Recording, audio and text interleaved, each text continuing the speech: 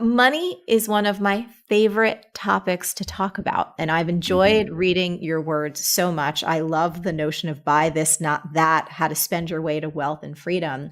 So, for those in the audience that might not be familiar with it, the Hmm. FIRE movement, can you share a little bit about what FIRE actually stands for and how you became one of the folks at the forefront of it?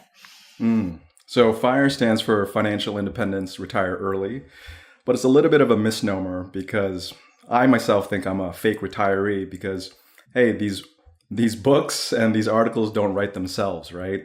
Yeah. But I started writing about FIRE in 2009 because I was stuck at a day job that I didn't like. It was in finance, investment banking, 60 plus hours a week. And we had just gone through the financial crisis. Actually, I started Financial Samurai at the bottom of the financial crisis in July 2009 because I just wanted to make sense of all the chaos. I had saved diligently, I had invested, I had diversified my net worth, and I still lost 35% of my net worth in 6 months. And so it was really a moment of reckoning for me. And instead of, smoking or drinking to drown my sorrows, I decided to write. And it's just such a great catharsis. And so in Yeah. 2012, after 3 years of writing on Financial Samurai, I decided to take the leap of faith. So take the leap of faith, meaning to leave your Yeah. full-time job. Yeah. To leave So my full-time job of 13 years. Yeah. yes. Okay. So there's so much to unpack there. First of all, I started my career on Wall Street, and that was my very first job out of college. And I just remember, being surrounded by people that made so much money, and I don't come from money. And I wanted Mhm. to go into your background as well, because I know there's going to be so many people listening and watching right now. And, we're human beings, so we make instant judgments. And we might Mhm. be thinking like, oh, well, Sam, he's a super smart guy and he's got the right background. And you know what I mean? Maybe he came from all Yeah. this money, so he knew how to do Yeah. this.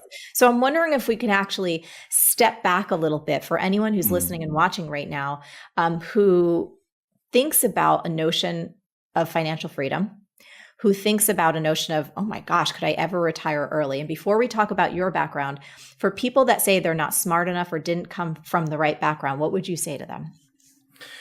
Well, I have one mantra that I go by, and that is never fail due to a lack of effort because effort requires no skill. Mm.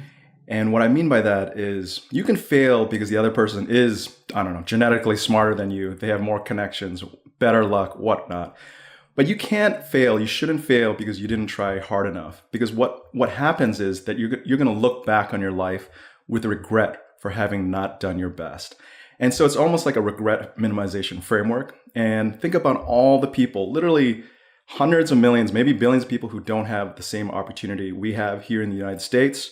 You might be living in war-torn Ukraine, for example. If you don't do your best, if you don't try your best in whatever opportunity you have, it's really, I think, unfortunate because so many other people would really kill for that opportunity. Yeah. So tell us a little bit about your background and what your family teachings or your cultural teachings, like what was your story about money Yeah. before you became who you are today? So both my parents worked in the federal government and the U.S. Foreign Service, and I grew up overseas in Asia mostly, as well as Zambia. And one day, I remember in Malaysia, my dad took us out for this lunch. And the Malaysians have the best food ever. If you've ever had Malaysian food, it's definitely top three, I think, in the world. And it's really inexpensive. And we were at a market. It was like a mamak stall where we sit outside. And, the food is literally 20 cents, 50 cents. And I decided to order a drink. And the drink was $1. And my father immediately said, no, no, no, no, no. You don't order the drink, order water with a lemon because that way it's free and it's better for you. And so that moment really stuck with me about frugality and saving. And I saw my parents obviously throughout my entire adolescence. And when I was in high school, instead of buying a nice car, they bought an 8-year-old Camry.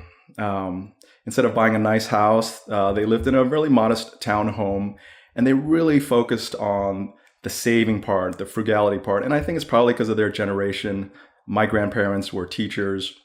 And so we never had that much money. We were comfortable, but frugality was very important for us.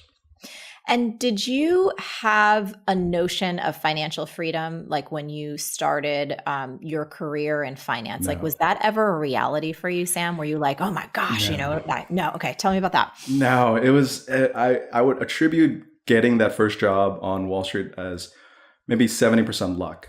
So I went to the College of William and Mary, which is a state school. I went there partially because I knew if I couldn't get a job out of college, I could work $4 an hour at my old McDonald's job back to pay back my parents the tuition, which at the time was like $4,000 to $6,000, and then of course there was living expenses. And so I was able to get a job on Wall Street after 7 rounds and 55 interviews later, and it was so ridiculous that I just have to laugh every time I think about it because they just run you through the gauntlet. But after about the 30th interview, I was thinking to myself, okay, they don't hire me. I don't know what I'm going to do. I mean, clearly I'm on the right track, but it was probably because I was just a fish out of water. I came from a non-target school. I didn't have the background they were looking for the specific desk. So I bounced around all along. And when I finally got the job, I felt like I had won the lottery. And I think everybody should feel that way. If you land a job, feel blessed because so many people have been competing for that job as well. Yeah. And the funny thing was I felt amazing, but the pay was actually not that great. The first year pay was $40,000 salary in Manhattan, which is not a huge amount. And I had to live in a studio with another guy because nobody would rent to me on a $40,000 salary in Manhattan. And what I realized was I had to get in at 5:30 a.m., way before the traders and my bosses, and I often had to leave after 7 p.m. So that's a crazy long day. And within the first month, I knew, you know what? I need to save and invest as aggressively as possible because there's no way I could last multi-decades in this finance career like my parents did. Yeah. So you felt and you knew early on that the pace and the intensity of that kind of work wasn't the kind of life that you wanted long term. Is that what I'm hearing? No, not at all. I mean, I was thinking that's the irony of a really bad job or a really difficult job. The more painful it is, the more it forces you to think about your money, to think about your finances. For me, I realized that I needed to forecast my misery. I was already kind of miserable in the first year.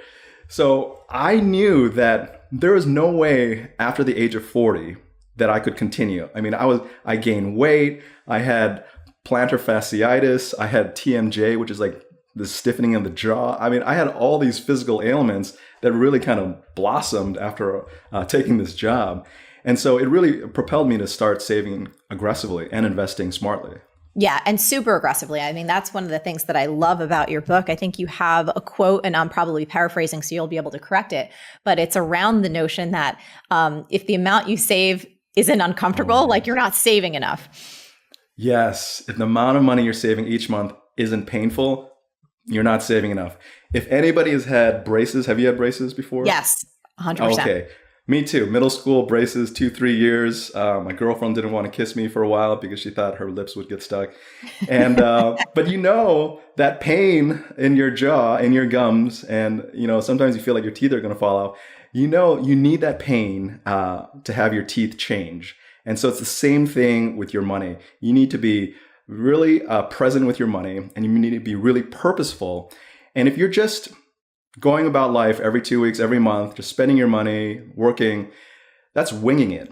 And 10 years from now, I'm pretty sure you're going to wonder where all your money went. It's kind of like if you ever go out in New York City in your 20s and you go on a night out of town, drinks, dinner with girlfriends, boyfriends, and you come back and you're like, where did all my cash go? It was like out the window just so quickly. So planning ahead is so important.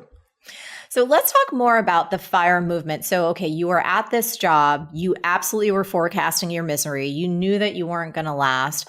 Were there other writers and writings popping up online around that time about this notion of financial independence and a notion of retiring early? One of my dear friends is Tim Ferriss. And I remember when the 4-Hour Workweek came out, and it just started a conversation around just alternate ways of looking at life and work, and how we've kind of all bought into a notion that you work your entire life until, let's say, age 60 or 70. And he was like, well, wait a minute, maybe not. Maybe Yeah. let's look at this in a new way. So I'm Right. curious for you as a writer, were you seeing like other conversations pop up online and you're like, wow, this is a topic I'm really excited about. Like I want to dig in and start sharing my own journey. Yeah, so one of the catalysts for starting Financial Samurai in 2009, besides the financial crisis, was I didn't recognize anybody writing about personal finance with a finance background. It Mm. seemed like an obvious hole to fill. So I said, well, you know what? I work in finance. I went to business school. Might as well share my thoughts and perspectives. And also, I was really just dying from work, and I was just kind of just not uninspired every day. Instead, I was inspired to wake up at 5 a.m. and write on Financial Samurai, and come back home after 8 p.m. and then write on Financial Samurai. So I was really motivated by that, and not so much working in traditional finance. Back then, there was one blogger. His name was Jacob from Early Retirement Extreme, and he was also in the Bay Area. And his story was interesting because it was extreme. He didn't have family, and he lived on a boat, and he lived off $8,000 a year. And so that was interesting, but that wasn't me, right? I didn't want to live on a boat on $8,000 a year. I was thinking at the time, I was 33 in 2011, maybe I'd like to propose or have a family one day. Mhm. And I would like to live in a house with plumbing and, running water. And maybe I would like to return to Honolulu, Hawaii, where my parents are, which is also an expensive city. Yeah. And so I think, I just started sharing my story. And the funny thing is also with the book, Buy This, Not That, I don't think there are a lot of people with finance backgrounds writing about personal finance books still. And so I thought, oh, okay, well, here's the opportunity. Yeah, absolutely. One of the things I really appreciate about you and respect about you is how transparent you are about your journey. So, you hear someone and you're kind of one of the claims to fame, right? It was like you were 34 and you walked away from it all, right? You were 34 and you retired. And obviously you walk through in the book how you really planned this methodically. What was your passive income at that time, if you can remind It me was again? about $80,000. Yeah. So you And so had this plan. Yeah. Keep going, yeah. please. Sorry, so I just knew. I mean, 80,000 is a totally livable income stream in San Francisco. I mean, I had a big mortgage, and I thought about kids, but I knew that worst case, I wouldn't starve on $80,000 a year. It's totally a fine income, even in Yeah. San Francisco. But I had a plan because my girlfriend wife is 3 years younger than me, and so I told her at age 34, I'm going to go on this crazy journey, escape, right? Just give me some time to heal from all this, grind of working in finance. And in 3 years, when you're 34, if everything's still cool with us, you too can escape as well. And so that's what happened. She escaped as well at 34. And just to further on this story, I went out first. So it was a hedge. I left first. She continued to work and she made money. She had a health. I got on her health insurance plan. But then we believe in equality. So at age 34, she left her job as well. That's so cool. And where I was going with this is like, I love the fact that you write and speak about the negative side of retiring early. And you've written and spoken about that a lot. And I'm wondering if you can share it with people, because, you have conversations at a coffee house or over dinner, Yeah. like, oh my gosh, wouldn't it be great if I never had to work again or X, Y, or Right. Z? But when you take that idea out of fantasy and you actually live it, it is a completely different experience. So, Sam, what are some of the downsides of retiring early Yeah. that people There's don't actually even think about? tremendous Yeah. tremendous amount of downsides few people talk about. One is you go through an identity crisis, right? So you go to school, you work at your day job for 10, 20, 30, 40 years, and suddenly you don't work and you're kind of a nobody. And, people don't ask you for the things that they've been asking you for so long. People might not respect you because what are you going to say? You just retired. You have no job. You have no status. So you will go through an identity crisis for an unknown period of time. But the good thing is everything is long-term rational. So you will naturally try to find those things that move you, that gives you purpose. So after about a year of retirement, like it was actually true retirement at 34, I traveled a lot. I just wrote, I just kicked back. I started feeling empty inside. And when someone asked me, oh, what do I do? I didn't want to say I just retired. I mean, it just sounded ridiculous. So instead, I said, I'm a writer. I write online, and it brings me a lot of joy and purpose. So be prepared for a tremendous amount of uncertainty and this just weird feeling that you get when you no longer do something you're so used to. Other downsides. Well, even though you might think you have enough money to live the life that you want, there are always uncertainties. As we know with the pandemic, like what's going on? Are you kidding me? As you can know with bull markets and bear markets, it's very dangerous to extrapolate your situation many, many, many years in the future. Yes. Because income can go away. Your business can take a hit. Anything can happen. You can get sick. So there is always this somewhat underlying uncertainty when you no longer have steady health insurance and a steady paycheck. But as you know, as an entrepreneur and as a writer yourself, it's really thrilling to try to create something from nothing. And I think a lot of times the fear in our heads is way worse than the reality. Unless it's death or unless it's something terrible, terrible, what we can do is we can learn from our mistakes and get better. Yeah. I love you also when I was reading the article about the downsides. So many times, I think it's human nature to underestimate how important those little meetings are, or those office parties, or those get-togethers, or the fact I miss that the holiday parties, right? Or clients, or vendors, or different people where you're going to a conference or an event. And even now, during the pandemic, which by the way, I'm so excited. I've been going to more events in the past few months than I have in the past few years, and it's filled me up so much. Goodness, I'm so grateful. All the events, super safe. Everyone did, everything they needed to do. But I think so many times we can underestimate how powerful the social aspect of work is, and shared collaboration, right? And even, I know for us in our business, life, and you write about this, it's like it's a series of problems. Like we're always solving some kind of problems. Right. And for me, some of the most meaningful and enriching and fulfilling experiences in my life come from like solving problems with my team. So Yes. I love that you highlight like, hey, this is not about retiring early and then like everyone's running around, tossing daisies and sliding off of rainbows. It's like, Right. no, there's like a whole psychological, emotional, creative, spiritual underbelly that is often not spoken of. Yes, absolutely. I mean, the creative part is undeniable. Having purpose is also undeniable. I mean, for example, after doing some writing from about 6 a.m. to 8 a.m., I have breakfast and I send my son to school. And it gives me a lot of purpose to drop him off and to see him just running into the playground. It's summer camp right now. And then, I come back. I spend like a week literally painting a wall because, I don't know, it just gave me purpose. I had to prime the wall. I had to wait for it to dry. The next day, I looked forward to painting the first coat. And then the next day, I looked forward to painting the next coat. And it was just these little wins that just give me a lot of purpose. And you're absolutely right. We need to be doing something meaningful, and we need to have connection.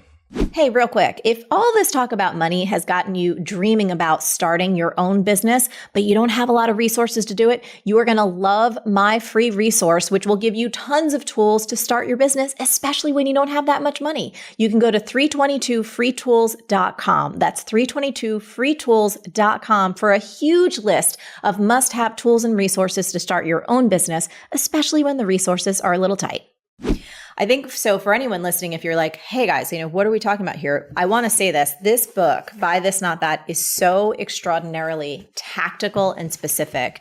And let me know if I've got this right, Sam. Part of the reason that you wrote this book is to help anyone start to take control of their financial present and their financial future.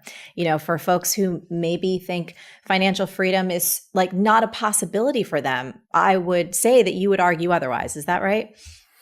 I argue otherwise. A lot of people are intimidated by investing because they don't know what to do. A lot of people are intimidated by trying to achieve financial independence or starting a family or getting that raise or promotion or trying to negotiate their severance because they simply don't know what to do. And as we get older, a lot of times we learn by fire. We step on landmines. We hope they don't blow up too many limbs, and we survive and we learn. And so the whole idea of Buy This, Not That is to provide people with actionable ideas and a framework based on your age, based on your desires to get to where you want to go. And not only is it about helping you achieve financial independence, it's about helping you make optimal decisions on some of life's biggest dilemmas. Because at the end of the day, what's the point of having money? It's to live a better life. And so that's what I hope to accomplish with the book. And I love that. I want to go a little bit deeper on that. You say in the book, there are no wrong money choices or perfect money choices, only optimal and suboptimal. Can you say more about why this is such an important concept to embrace, especially for anyone listening who feels that money and finances is just so overwhelming and so complex and that they would never have a chance to really get it right? Right. So I think one of the important things is for all of us to think in probabilities, not so much absolutes. So if you start thinking in absolutes, you end up missing out on a lot of opportunities. Absolute is you think there's a 100% probability she will say yes if I ask her out. Otherwise, I'm not going to ask because it's too scary. But imagine you were too scared to ask that person out in high school, and 10 years down the road, you walk into him or her at a coffee shop and you catch up and you're wondering, how's life been? What have you been doing? And then you finally reveal to her or to him, I really liked you in high school, but I never had the guts to ask you out. And then he or she says, oh my God, I liked you as well. How come you didn't ask me out? I mean, think about that lost opportunity over the past 10 years just because you felt you needed 100% certainty. So the idea is to think in probabilities, not absolutes. And I use a 70-30 decision-making framework. And the idea is that if you believe there's a 70% probability or greater that you're going to make the right choice, then go for it, while having the humility and understanding, knowing that you're going to get it wrong, but you're going to learn from your mistakes and get better. And so this is the 70-30 approach I use for investing, for deciding between public and private school, deciding where to live, where to take that job, and so forth.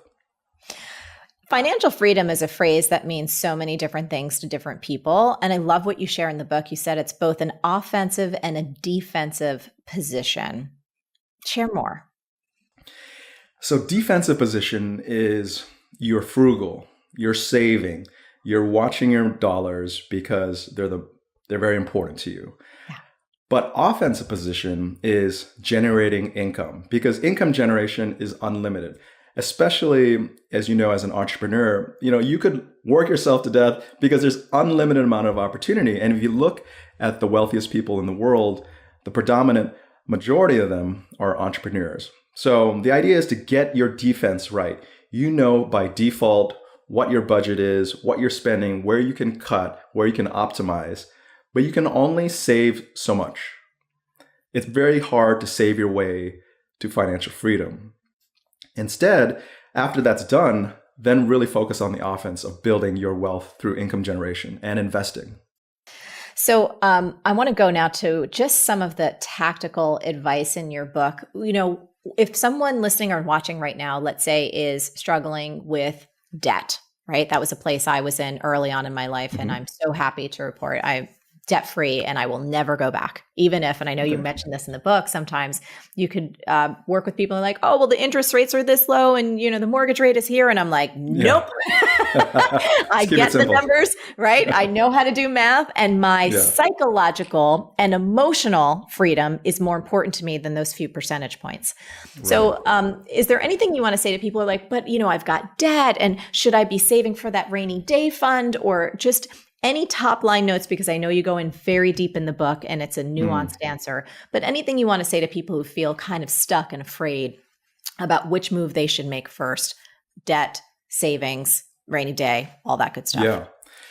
Yeah. So debt can be used for the good or for the bad. And when we talk about bad debt, we talk about consumer debt. And consumer debt is usually put on credit cards to buy things that we really don't need. That's not going to help us achieve financial freedom or build wealth, right? And the thing is, the average credit card interest rate is about 18% right now. And 18% is 8% higher than the average return on the S&P 500. And it's also much higher than the average return of Warren Buffett's portfolio over the past several decades. So if you are holding revolving credit card debt, basically you are enriching the lenders greater than how wealthy Warren Buffett has become based on his returns. And so it's really a mindset shift. Do you want to make yourself wealthy, or do you want to make a lender wealthy? So to approach debt is to really kind of look inside and think to yourself, do I really need those things now? Do I deserve those things now? Because 100 years ago, we were paying for most of the things in cash. Therefore, we weren't getting into a lot of debt. And I know we all want to go straight to the corner office without putting in our due diligence. And that is what lenders have done. They've been able to tap into our desires, our FOMO, and to say, look, let's offer credit cards, let's offer payday loans, let's do buy this, not that, not buy this, not that, but buy now, pay later, right? Yes. And so this really sucks people in to try to buy things that they can't truly afford. Hey, are you feeling overwhelmed, exhausted, or just drowning in busy work and still not making the money you deserve? In this brand new training, you're going to learn 3 super common mistakes that can kill your productivity and tank your profits, and how to stop them fast. Just go to marieforleo.com/free class or scan the QR code on your screen right now. But let's say you're in that debt situation right now. You got to get right with yourself, understand your finances, and you need to be offense and defense as well. So I have this framework called the Financial Samurai Debt and Investment Ratio. And so the idea is every month you have cash flow coming in. Hopefully the cash flow is higher if your savings rate is higher. What you do is you take the interest rate on your debt, let's say it's 6%. You multiply it by 10 to get 60%. So you take 60% of your monthly savings or cash flow and pay off that debt. And then you use the remaining 40% to invest or to save for a down payment or whatnot. So in this situation, you're always winning. You're always doing something positive. And it's a logical framework. As that interest rate goes up, you pay down more debt. And once that interest rate gets to 10%, and I use 10% because it's the average return on the S&P 500 since 1926, you should allocate 100% of that free cash flow to paying down that consumer debt. And so it's a long time debate, pay down debt or invest, but that is the logical framework no matter what environment you're in to follow. I like it. Very good. So if someone is like, this sounds amazing, Sam's super smart, yes, financial freedom, yes, financial stability, but what is the very first thing besides getting your book that a person should do? What would you say to them? So I would say you've got to list out your goals. I like reverse engineering things. So Me what too. is your goal? In your 20s, it might be, I want to live in New York City and work at this firm. In your 30s, it might be, I want to get married and have one child. Or you might want to have your primary residence. List out your target goals first, and then you can reverse engineer it back. Because you'll find that as soon as you write down your goals, you will take action to get there. You will figure it out. Now, you can wing it and not read anything, no books, no podcast, listen to no podcasts, watch nothing. Or you can write out your goals, identify the books that'll help you get to those goals. Because at the end of the day, there's a saying, if I knew then what I know now, things would be so much better or different. The easiest way to never say that again is to listen to someone who's been there or who's been there before and who can share his or her experiences, right? And so it's really getting into that community of writers, podcasters, people on TV. And so even if they're not talking about something that's exactly pertaining to you, just their discussion, just their writing will help you think, even through osmosis, like what's going on so you can plan ahead for your finances. Be in that community. Awesome, Sam. Anything else that you want to leave people with today before we wrap up? Wow. I would say be a creator. You know, if you think about just everyday life, we're consuming so much information. And thank you for everyone for watching, and thank you for having me on. But if you can switch a little bit from being a consumer to a creator, I think what will happen is you're going to test yourself. You're going to create things that you'll never realize that you had in you. Just think about all the times when you were in elementary school and they put you in all these classes where you had to draw and make claymation and all that. And then we lose it because, you know, we got to make money at a day job. Don't lose your creativity, I think. Because as soon as you lose your creativity, your soul dies a little bit inside. And when you look back on your life, I just don't want anybody to have any regret. Go for the things that you want. Obviously, plan accordingly. And when it's a 70% probability or greater, I would say take that leap of faith. Sam, thank you so much. Thanks for the work that you do and how committed you are to helping people become empowered around their money. It's a topic that I think we can never learn about enough. I am constantly learning and challenging myself to be better at it. And thank you for sharing so transparently and honestly about your continued journey on the Financial Samurai. Thank you. Thank you so much for having me. I hope that you enjoyed this conversation between Sam and myself, and I hope that you learned that it's never too late and there's always something that you can do to take control of your financial destiny and get on a higher and better path. Until next time, stay on your game and keep going for your big dreams, because the world really does need that very special gift that only you have. Thank you so much for watching and listening, and I will catch you next time. Hey, if you loved this video, you need to watch this one next. Trust me on that.